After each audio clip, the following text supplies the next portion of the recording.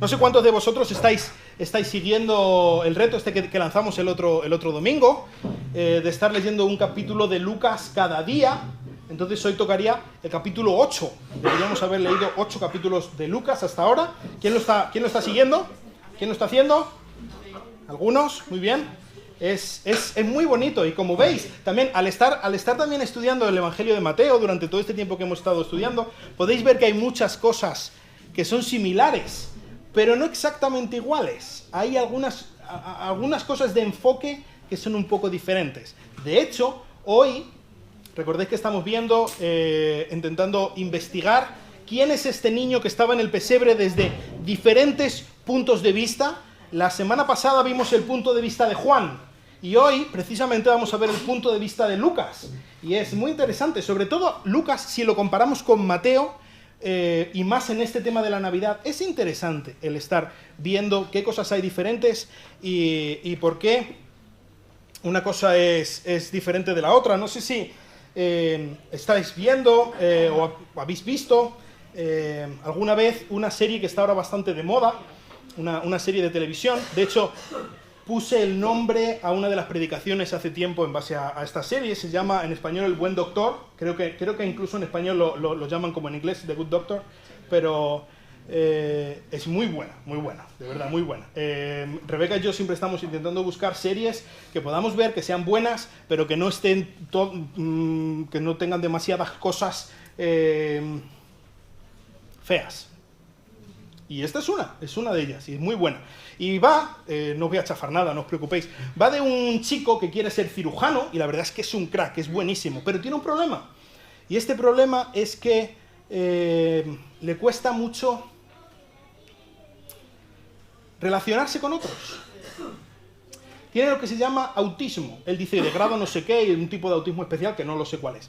Pero él tiene autismo, y una de las cosas difíciles que tiene al ser autista es que le cuesta empatizar con otros y le cuesta ver cómo está sintiendo la otra persona, y te suelta la mayor barbaridad, y es verdad lo que dice, no dice ninguna mentira, pero para una persona que está a punto de morir o que está en algún momento delicado de su vida, lo último que quiere escuchar es la verdad así, sin filtros, directamente. Es algo, es un problema para él, y él está intentando luchar con esto y tal. Es una serie muy interesante, y nadie me ha pagado para decir esto, pero simplemente me gustaría usarlo para entender un poco cuál es la perspectiva que nos da el Evangelio de Lucas de quién es este niño.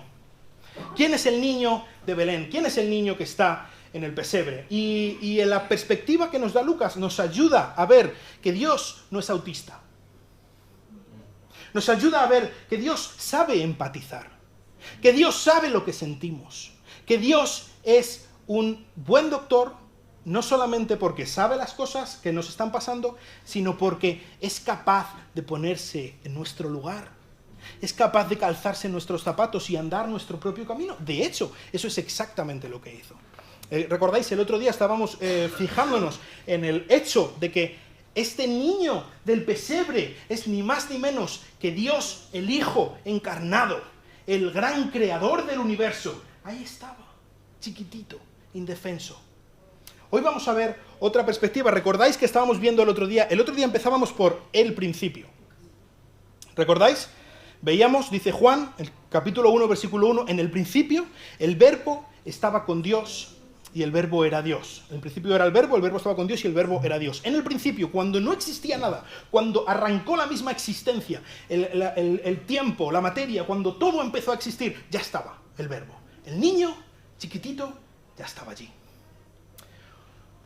Hoy vamos a empezar muy cerca del principio. Simplemente vamos a avanzar 6 días hacia adelante, desde ese punto en el que menciona Juan. Y vamos a ver, Lucas tiene, lo habréis leído, los que estáis leyendo el Evangelio de Lucas conmigo, pero en el capítulo 3 hay una genealogía de Lucas.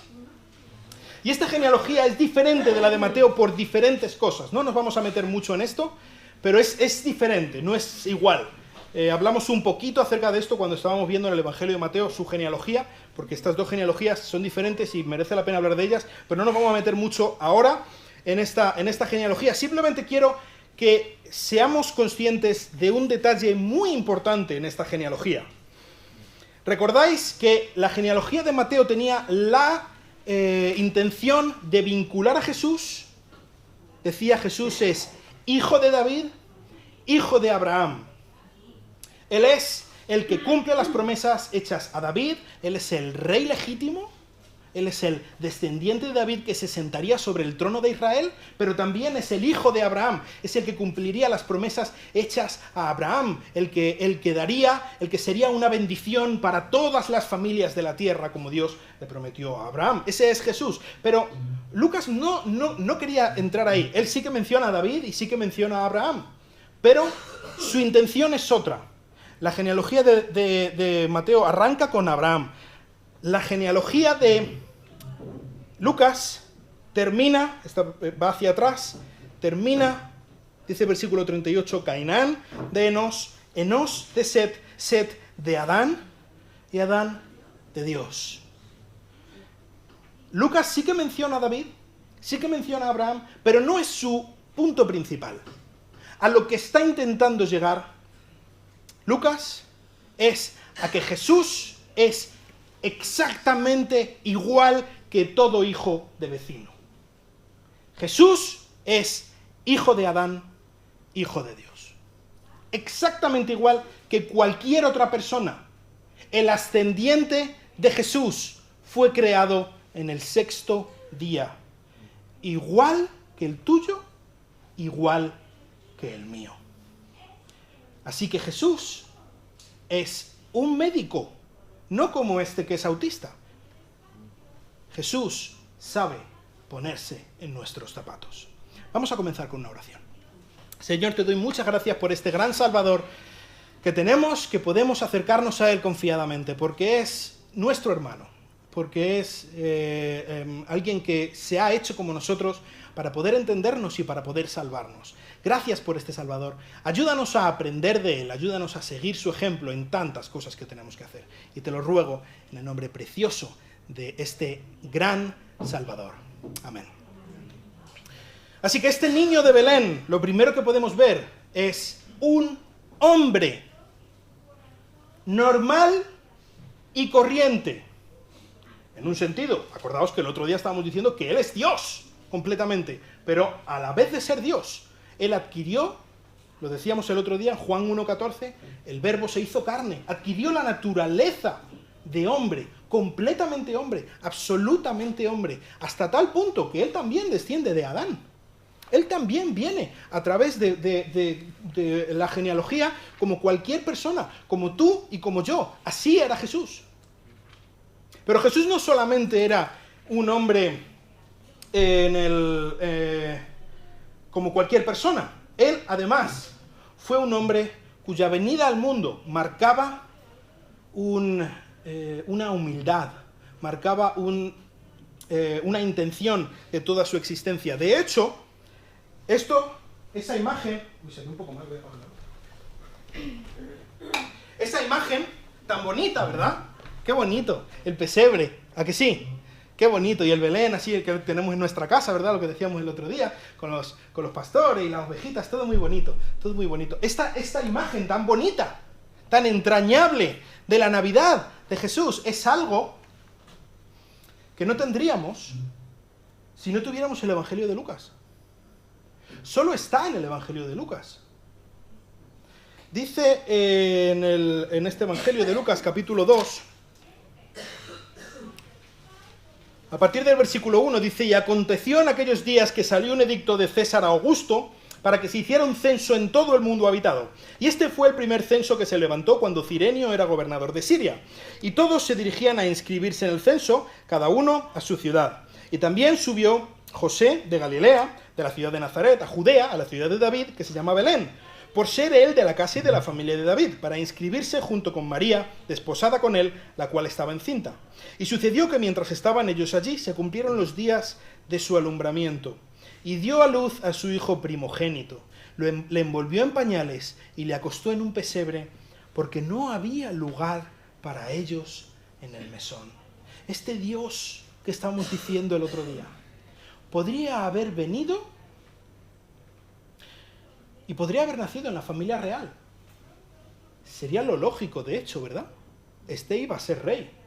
Decían los magos de Oriente, ha nacido rey. ¿Por qué no nació en un palacio? ¿Por qué no nació al menos en una familia adinerada que pudiera tener algo, que pudiera tener una camita? ¿Por qué al menos no guardó Dios un lugar para ellos en el mesón? ¿Podría haberlo hecho Dios para el Salvador del mundo? No hubo lugar para él en el mesón. Jesús era un niño normal y corriente que ya desde su venida al mundo se estaba poniendo en evidencia que sería una persona humilde. Ya su propio carácter lo podemos ver ahí. Jesús, no, si hubiera sido cualquier otro niño y hubiera nacido y lo hubieran puesto en el pesebre, habría sido lo que habría sido y ya está. Los padres pues podrían haber tenido mayor antelación o yo qué sé, preparado algo, o quizá las circunstancias fueron mal. Pero ¿sabéis? Este Jesús, este niño chiquitito, realmente era el Dios Todopoderoso. Si él nació en un pesebre es porque lo escogió. Así. A él no le pilló de improviso. Por lo tanto, ya podemos ver, él era un niño normal, una persona normal, de una familia humilde, y era un ser humano humilde. Era una persona que ya desde el principio estaba apuntando a dónde iría. Esto es algo que hablaremos más en otros de los capítulos de esta serie, pero ¿sabéis quiénes nacían allí, en los establos de Belén, en este tiempo? Los corderos que estaban destinados a ser sacrificados en el templo. Ya desde el primer momento Jesús estaba sentando la base de cuál sería su misión. Pero el niño de Belén no muestra solamente en esta estampa y en esta imagen tan navideña, no solamente muestra su carácter, sino de qué manera él está dispuesto a mostrar su misericordia al mundo entero. Y esto es algo que Lucas captó perfectamente. Si os dais cuenta, los que estáis leyendo en el Evangelio de Lucas, bueno, para empezar, el tema del pesebre y todo tan bonito, si ponemos en contraposición el relato que hemos visto de Mateo con el relato que hemos visto ahora de Lucas, en Mateo, lo estábamos comentando en la reunión de oración el otro día, en Mateo, parece que el niño es intocable, es el rey. Vienen magos de Oriente y el rey Herodes tiene miedo de él y mata a todos los niños porque tiene miedo del rey. Es como, madre mía, qué niño. No le toques, no sé qué, yo qué sé, es que es tan rey. Y aquí es un niño chiquitito, achuchable, envuelto en pañales, acostado en un pesebre allí con las ovejas y tal. Es como mucho más entrañable. Es otra perspectiva. Ninguna de las dos es falsa. Es otra perspectiva acerca de este niño que nació en Belén. Pero no solamente esto. En el Evangelio de Lucas arranca, si os acordáis, con el anunciamiento del nacimiento de Juan el Bautista a Zacarías, el padre de Juan el Bautista. ¿Os acordáis? Este hombre piadoso, una pareja, Juan e Isabel, Elizabeth, que son ancianos que no podían tener niños, pero son piadosos, y como Dios tiene compasión de ellos y les da el anhelo de su vida, el poder tener niños. Pero no solamente eso, acabamos de leer, por ejemplo, no sé si ayer, habla acerca de la viuda de Naín, ¿verdad? Los que estabais leyendo, de cómo esta viuda, pobrecita, tiene un solo hijo, su marido se ha muerto y el niño se muere y está desolada, y Jesús resucita al niño y se lo vuelve a entregar a su madre, justo cuando lo estaban enterrando al niño. Ese es en el Evangelio de Mateo que tenemos, por ejemplo, la parábola del rico y Lázaro. ¿Os acordáis? La parábola en la que vemos como el gran fariseo, los santos de entre los santos, el judío perfecto, va al lugar de los injustos, de los pecadores cuando muere. Y sin embargo, al seno de Abraham, al lugar de los justos, va el pobre, el que no tiene nada, que se tumba abajo de la mesa para ver si le caen las migajas. Es aquí, por ejemplo, que tenemos también la parábola del buen samaritano. ¿Os acordáis?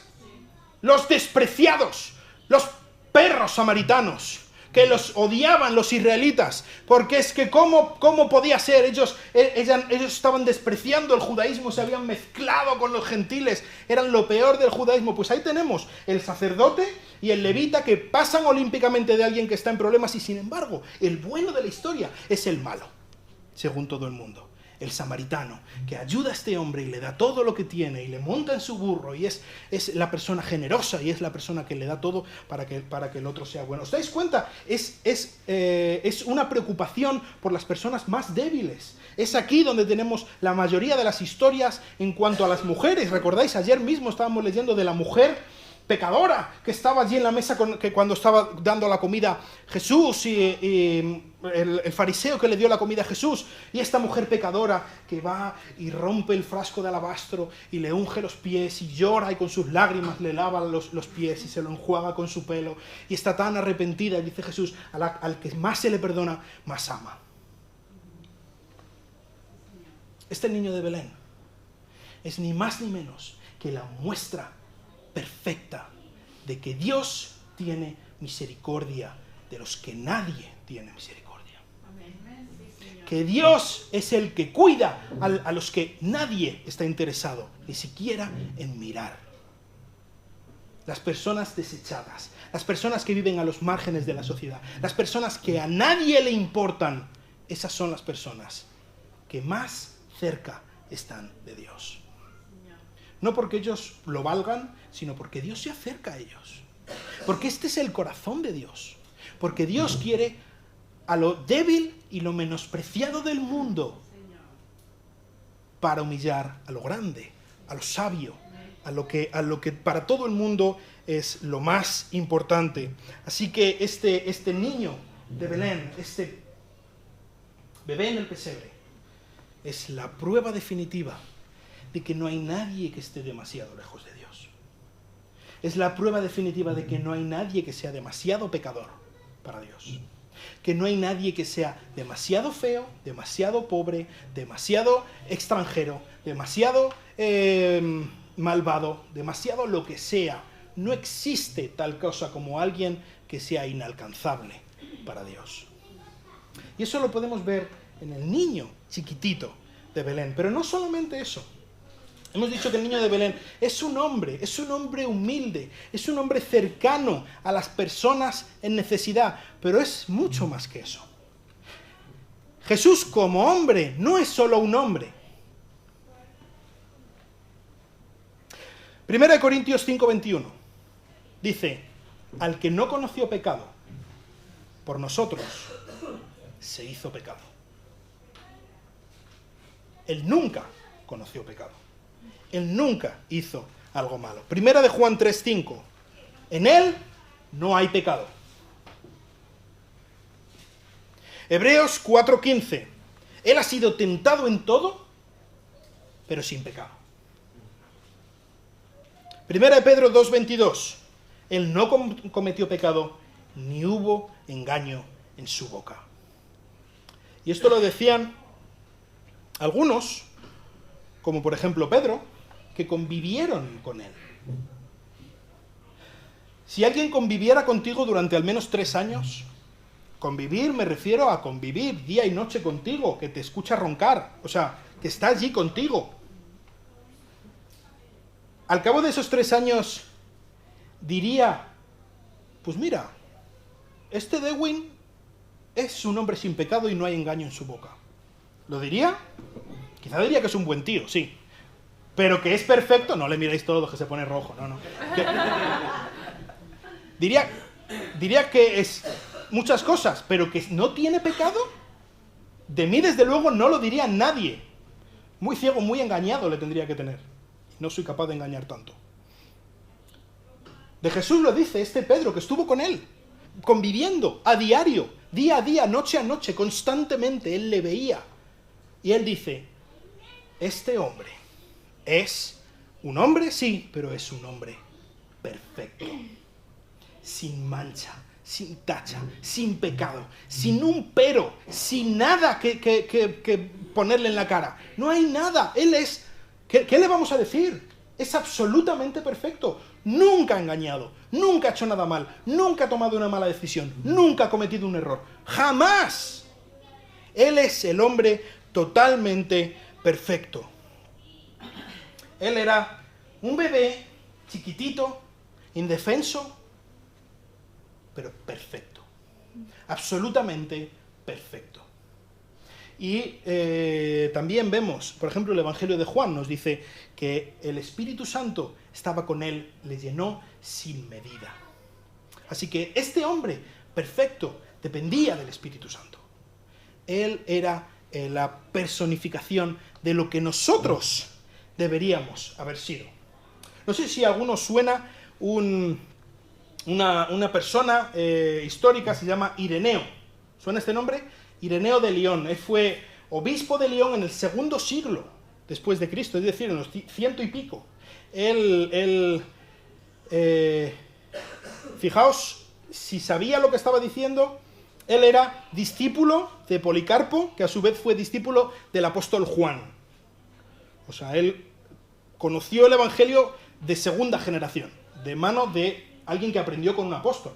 Qué privilegio, ¿no? Entonces, este hombre tenía una teoría en cuanto a quién era Jesús o qué es lo que vino a hacer, que se llama la recapitulación. Y es muy interesante, porque lo que dice Ireneo básicamente es que Jesús vino para volver a vivir la vida de una manera figurada, volver a vivir la vida de Adán, y no solamente de Adán, sino de cada hombre, vivir la vida de cada hombre, pero donde específicamente Adán fracasó, triunfar. Donde Adán desobedeció a Dios en el huerto del Edén, allí Jesús triunfó obedeciendo a Dios en lo más difícil, en el huerto de Getsemaní. Tiene muchísimos paralelismos, es una cosa muy interesante, no estoy diciendo que sea palabra de Dios ni nada por el estilo, pero es interesante al menos. Y entonces lo que dice la intención que tenía Jesús al recapitular la vida de Adán, era, así como Adán fracasó, sentenció a la humanidad al estar apartado de Dios y a la muerte, en ese mismo caso, triunfar Jesús y crear una nueva raza de humanos que en lugar de descender del pecado de Adán, desciendan de la obediencia de Jesús. Por lo tanto, crear una nueva raza que se base no en el pecado, sino en la vida, en la obediencia, en ser fieles al Señor. Y creo que es una idea bastante interesante y está fundada en la Biblia. Dice, por ejemplo, 1 Pedro 2:21, que Dios nos dio ejemplo para que nosotros siguiésemos sus pisadas. No estoy diciendo que la tarea principal de Jesús fuera dar ejemplo, como dice mucha gente hoy en día. No, Jesús fue un gran maestro que hubo hace muchos años, pero no era Dios, no vino a salvarnos ni nada. Él era un buen ejemplo para nosotros, para que nosotros hagamos lo que Él hizo. Y es verdad, ya nos lo dice Pedro. Él vino a darnos ejemplo, para que siguiéramos sus pisadas, para que fuéramos como Él. Pablo, de hecho, dice que hemos sido predestinados a ser conformados a la misma forma de la imagen del Hijo. Nuestro destino es ser como Cristo, así que debemos empezar a buscar ese destino hoy en día. Debemos seguir a este hombre perfecto, intentar ser como este hombre perfecto. Pero esa no es, desde luego, la única misión que tenía Jesús. Jesús, toda su vida, su vista estaba puesta en el Calvario. Porque nuestro principal problema no es que tengamos un mal ejemplo. Nuestro problema no está fuera de nosotros. Nuestro problema somos nosotros. Así que Él sobre todo vino a transformarnos a nosotros, a pagar por el pecado tan terrible que nosotros deberíamos haber pagado. Así que debemos seguir sus pisadas. Pero sobre todo donde podemos ver el hecho de esto que decía de la recapitulación que nos habla Ireneo, vamos a Romanos capítulo 5. Y aquí Pablo ya está contraponiendo al primer Adán y el segundo Adán. Probablemente de aquí es donde sacó Ireneo esto que estaba diciendo de la recapitulación. Dice Romanos 5, versículo 12, dice: por tanto, tal como el pecado entró en el mundo por un hombre y la muerte por el pecado, así también la muerte se extendió a todos los hombres porque todos pecaron. Entonces, aquí tenemos a nuestro primer padre, Adán. Él fracasó miserablemente. Dios le dio una norma y él no la obedeció. Prefirió creer a la serpiente. Prefirió querer llegar a ser como Dios que depender de Dios. Y por lo tanto, Dios cumplió lo que había dicho. Él dijo: el día que comas de este árbol, ciertamente morirás. Y eso ocurrió. Y esa herencia nos ha llegado a nosotros. Y nosotros no solamente estamos sentenciados a morir, sino que estamos inclinados hacia el pecado. Pero Pablo sigue, dice: pues antes de la ley había pecado en el mundo, pero el pecado no se imputa cuando no hay ley. Sin embargo, la muerte reinó desde Adán hasta Moisés, aún sobre los que no habían pecado con una transgresión semejante a la de Adán. Aunque nosotros no pequemos como Adán, seguimos pecando y por lo tanto merecemos la muerte. El cual es figura del que había de venir. Pero no sucede con la dádiva como con la transgresión, porque si por la transgresión de uno murieron muchos, mucho más la gracia de Dios y el don por la gracia de un hombre, Jesucristo, abundaron para muchos. Versículo 17, porque si por la transgresión de uno, por este reinó la muerte, mucho más reinarán en vida por medio de uno, Jesucristo, los que reciben la abundancia de la gracia y el don de la justicia. Así que nosotros podemos estar en Cristo, en este nuevo Adán. Podemos creer en Él, podemos confiar en Él y formar parte de esta nueva raza que Él vino a crear. Así que este gran fogonazo que estamos diciendo en esta mañana, este gran hombre perfecto en medio de toda la oscuridad, Él vino no solamente a darnos luz, sino a darnos una vida absolutamente nueva, a que llegáramos a tener vida perfecta en su nombre. Pero no solamente este niño de Belén es el hombre perfecto, el creador de una nueva raza perfecta, ahora en proceso de perfección, pero además, este gran fogonazo que estábamos diciendo, es el que da luz, donde antes no había luz. Normalmente cuando pensamos o cuando alguien nos pregunta si somos buenos o somos malos, ¿con quién nos comparamos? Pues... ¡buah! Madre mía. Yo soy mucho mejor que Ana Julia Quezada esta, ¿os acordáis? Mucho mejor, la que mató al niño, el pequeño Gabriel. Mucho mejor que esta mujer. Yo soy muchísimo mejor que Osama Bin Laden.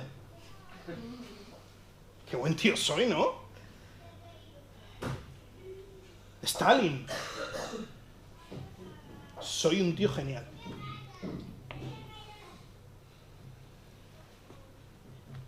¿Por qué no nos comparamos con Jesús? ¿Qué pasaría si nos comparáramos con Jesús? ¿Qué pasaría si comprobáramos nuestra supuesta bondad, nuestra ilusión de inocencia delante del gran fogonazo? Dice el refrán español: por la noche todos los gatos son pardos. Por la noche no se ve nada. Cuando está todo a oscuras, no se ve absolutamente nada. Pero en el momento que se enciende la luz, ¡ay, sí se ve! Y se ven las ojeras que tenemos. Y se ve toda la cara que no me he peinado esta mañana. Se ve todo. En el momento que hay luz, se ve absolutamente todo. Este hombre, este niño perfecto que estaba en el pesebre, es esa gran luz que vino a poner las cosas en su sitio. Y que vino a que dejáramos de compararnos con el chicle. Qué mal tío, ¿verdad? Desgraciado. Mira que... ¿Qué tal si nos comparamos con quien realmente deberíamos compararnos? Ese niño que está en el pesebre realmente nos dice: eres un terrible y rebelde pecador sin ninguna excusa a la que agarrarte.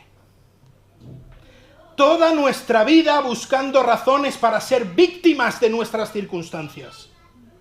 Toda nuestra vida intentando echar la culpa a nuestros padres por nuestros errores. A la educación, al gobierno, a quien sea.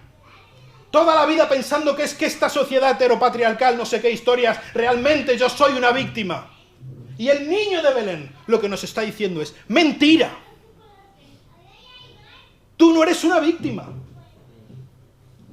Tú eres un verdugo.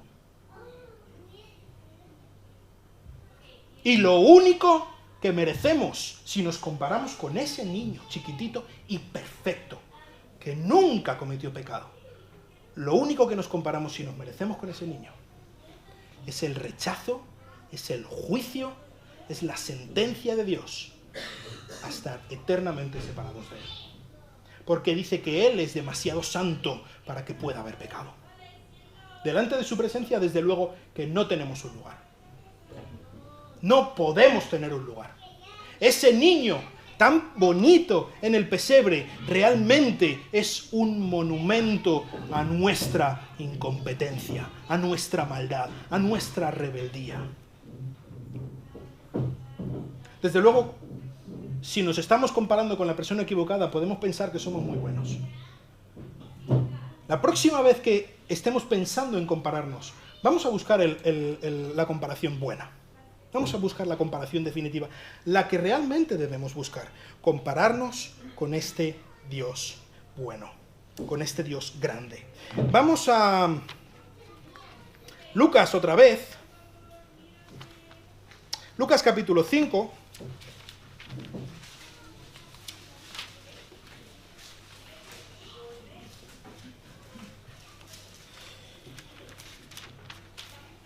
Versículo 31 y 32 dice, respondiendo Jesús, les dijo, los sanos no tienen necesidad de médico, sino los que están enfermos. No he venido a llamar a justos, sino a pecadores al arrepentimiento. Si tú y yo nos estamos comparando con quien no debemos, podemos llegar a la errónea conclusión de que no necesitamos ayuda. Yo estoy muy bien, no entiendo por qué Dios debería tener nada en contra de mí. Yo vengo a la iglesia todos los domingos. No fumo, no engaño a mi mujer, no digo palabrotas, no entiendo por qué. Dios debería fijarse más en mi vecino. Dios debería fijarse más en mi marido o en mi mujer. Quizá el versículo lema de este evangelio, del evangelio de Lucas, lo encontramos en el capítulo 19, versículo 10, y Jesús dice, porque el Hijo del Hombre ha venido a buscar y a salvar lo que se había perdido. Ese niño en el pesebre, ese niño perfecto, ese gran fogonazo que ilumina nuestra porquería, es la gran muestra de que tú y yo necesitamos ayuda, de que tú y yo le necesitamos a Él. Es el gran muestrario, es el gran espejo que nos dice a la cara, estás mal, estás muy mal, necesitas a Cristo. Este niño que estaba en Belén fue el gran fogonazo. Dice en Isaías, otro de los textos típicos de Navidad, estuvimos viendo un poco más adelante el domingo pasado, Isaías capítulo 9, versículo 2, dice, el pueblo que andaba en tinieblas vio gran luz. Y a los que andaban en tierra de sombra de muerte, luz ha resplandecido sobre ellos. Este niño, este gran fogonazo, no solamente vino a iluminar nuestras vergüenzas. Este niño que estaba en Belén también ha venido a iluminarnos el camino a seguir. ¿Recordáis? Estaba en Lucas capítulo 5, dice, no he venido a llamar a justos sino a pecadores al arrepentimiento. Es verdad que Jesús pone en evidencia lo pecadores que somos. Es verdad. Pero Jesús pone en evidencia la misericordia de Dios. Jesús pone en evidencia que por muy malos que seamos, si queremos, este no será nuestro final. Que estamos destinados a mucho más, no por nuestras obras, no por nuestros méritos, sino por el niño de Belén, el perfecto hombre, el perfecto Dios. En medio de un mundo destrozado por el pecado, en medio de circunstancias que quizá no entendemos, en medio de cosas que tenemos que afrontar, que no sabemos cómo, en medio de familias rotas, en medio de corazones rotos, en medio de situaciones terriblemente complicadas que tú y yo tenemos que afrontar, en medio de cualquier cosa que sea, por muy oscura que sea la noche, un rayo de luz, en el momento que salga el sol, basta para iluminarlo todo. Ese es el niño de Belén. Ese es el chiquitín, el hombre perfecto que estaba tumbado encima de la paja del pesebre. No eres demasiado insignificante para Dios. Quizá pienses que no le importas a nadie. Quizá piensas que eres demasiado malo para Dios, que tus propios errores, tus fracasos te han llevado a un camino que está tan alejado de Dios que ahora no sabes ni por dónde empezar. Quizá piensas que Dios nunca te aceptará. El niño de Belén muestra claramente que Dios está a tu lado. A tu lado no como un concepto abstracto, sino a tu lado porque se hizo un hombre pequeño, un hombre humilde, un hombre sin nada, un hombre que no tenía ni siquiera un sitio en el que nacer. Jesús dice, las zorras tienen un lugar, los aves del campo tienen un lugar al que volver, pero el Hijo del Hombre no tiene siquiera una piedra donde acostar su cabeza. Él sabe lo que es estar en tu ansiedad cuando sudaba sangre, cuando todos sus amigos le habían abandonado y sabía lo que se tenía que enfrentar. Él sabe lo que es no tener nada. No estás demasiado lejos de él. Pero el niño de Belén también te dice que no estás tan bien como para no necesitarle. De hecho, tu situación es todo lo contrario. No eres demasiado bueno. No estás demasiado bien con Dios. No haces las cosas bien. No hacemos las cosas bien como para no necesitarle a Él. Lo que nos dice el niño de Belén es que somos terriblemente malos. En el momento que nos comparamos con quien realmente debemos compararnos, podemos ver que esta luz, este gran fogonazo revela quiénes somos realmente. ¿Quiénes somos? Normalmente tenemos una ilusión de bondad acerca de nosotros mismos. Pensamos que somos lo que no somos. Y, ¿sabéis? En un iceberg, o como decís en América, iceberg, voy a decir iceberg, porque es así como lo digo yo. En un iceberg hay una parte muy chiquitita que está por encima del agua, que es lo que vemos, ¿verdad? Y ahí sí nosotros somos buenos. Y tenemos buena cara y nos lavamos la cara cada mañana. Y salimos con una sonrisa, nos ponemos la careta de felices y de buena gente. Y en público no decimos palabrotas. Y no hacemos lo que no debemos hacer. Buena gente. En la iglesia, buenos días hermano, ¿qué tal? Bendecido. Muy bien. Ahora, cuando bajamos un poquito del agua, ahí hay una parte que solo conoce las personas que tenemos más cerca. Nuestra familia. Esos, ¿qué tal estás, cariño? ¡Déjame en paz!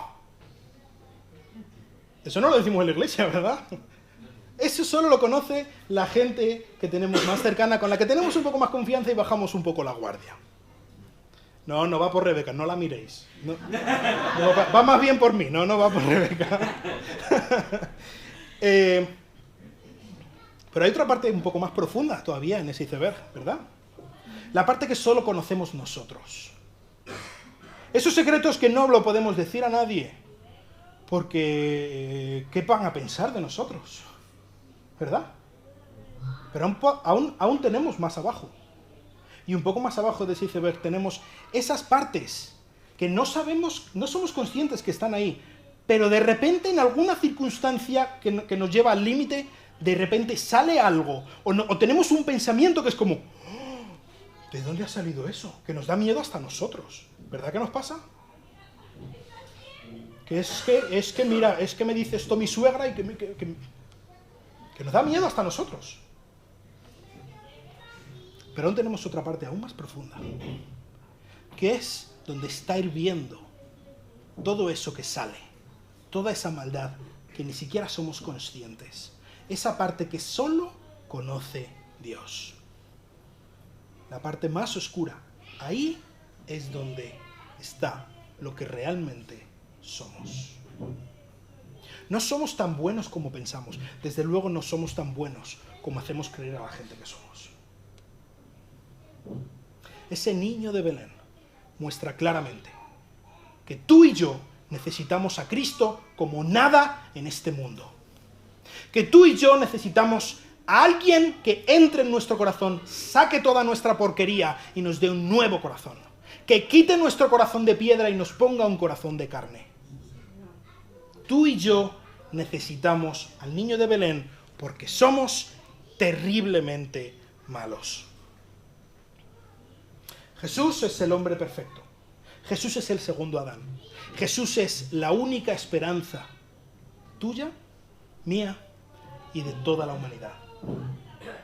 Pero Jesús no es solamente nuestra esperanza y no solamente va a cumplir aquello que quiere para nosotros porque Él haya hecho.